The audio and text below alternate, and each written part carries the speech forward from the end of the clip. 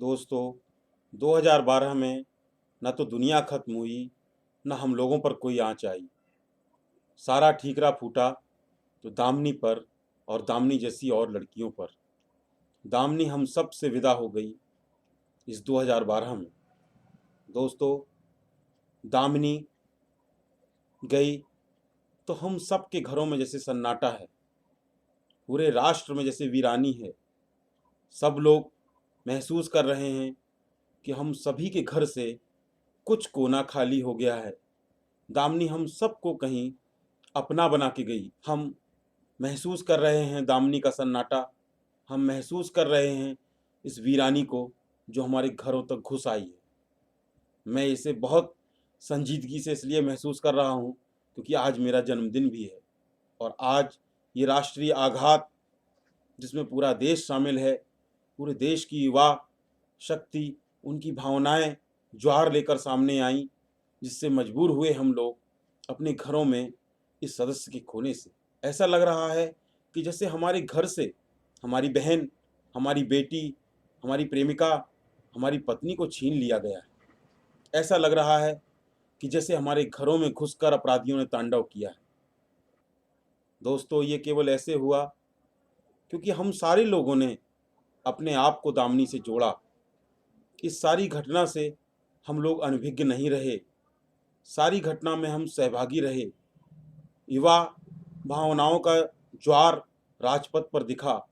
हम सब लोग दामिनी के कष्ट के, पीड़ा के भागीदार बने। दोस्तों, इसके पहले गुवाहाटी में घटना हुई और तमाम सारी घटनाएं खेत खलिहानों में, गांवों में रोज होती हैं। हम उनके सहभागी नहीं बनते, इसलिए हमें कष्ट नहीं होता। हम उनको रोजाना के आम जिंदगी का हिस्सा मान बैठे हैं। तो ये बहुत दुख का विषय है कि आज दामिनी की घटना पर हम सभी लोग हाथ मल रहे हैं। हम अपने देश की लड़की को, हम इस भविष्य की संपत्ति को, हम अपने घर की बहन को, बेटी को, प्रेमिका को सुरक्षित रख पाने में नाकाम रहे हैं। एक पुरुष होने के नाते मैं ये महसूस कर सकता हूँ कि इस बलात्कार का कुछ सहभागी मैं भी हूँ। इस घटना को अंजाम देने में मेरे कर्तव्यों की ढिलाई है। लोकतंत्र को संरक्षित करने और उसके उत्तरदायित्वों को पूरा करने में मैं अक्षम साबित हुआ हूँ। हम सब अक्षम साबित हुए हैं क्योंकि किसी भी लोकतंत्र, संविधान या देश का भविष्य उसकी युवाओं पर टिका होता है। कानून व्यवस्था संविधान का ही हिस्सा है। न तो कोई पार्टी की सरकार बलात्कारियों को प्रोत्साहन देती है, न ही कानून व्यवस्था में ढिलाई करना चाहती है, लेकिन लोकतंत्र जनता का सहभागी शासन है। जब तक हम सारे युवा इस आक्रोश को दीर्घगामी परिणामों में तब्दील नहीं करने की ठानेंगे, सरकारें यूं ही विफल होती रहेंगी और हम कैंडल मार्च लिए हुए केवल शोकाकुल होने को अभिशप्त रहेंगे। दोस्तों, वक्त आ गया है जब हम कानून व्यवस्था की ओर ध्यान दें। हमारे देश में कानून व्यवस्था एक बड़ी समस्या के रूप में उभर कर सामने आ रही है। गांव से लेकर राजधानी तक जब सुरक्षित ना हो, आधी आबादी की सिसकियां हम सबको कैसे सोने दे सकती हैं? आधी आबादी की चीत्कार कैसे हम सबको मस्ती और मौज में सराबोर कर सकती है? कैसे हम सबको नए साल की आज़ादी का जश्न मनाने को प्रोत्साहित कर सकती है?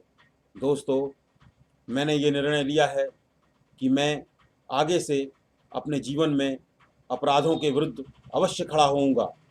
भयमुक्त समाज की स्थापना के लिए अपने जीवन की आहुति दूंगा और मेरे ये विनम्र अनुरोध है कि हम युवाओं को अपने जीवन का 60% हिस्सा अपने व्यक्तिगत काम में खर्च करना चाहिए, अपने व्यक्तिगत सुखों के लिए काम करना चाहिए और 40% हिस्सा सामाजिक असुरक्षा से लड़ने में बिताना चाहिए, ताकि हम अपनी बेटियों, हम अपनी बहनों, हम अपने भविष्य के पीढ़ियों की प्रेमिकाओं को सुरक्षित भविष्य दे सकें, एक अच्छा वातावरण दे सकें, क्योंकि तभी वो रात और दिन में भयमुक्त तरीके से विचरण कर सकती हैं।